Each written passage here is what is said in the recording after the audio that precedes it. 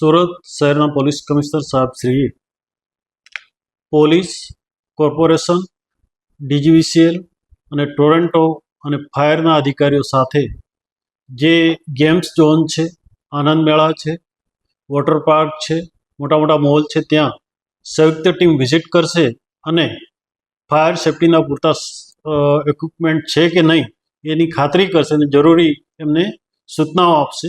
કોઈ ખામી હોય તો એને તાત્કાલિક દૂર કરવા માટે સૂચનાઓ કરશે.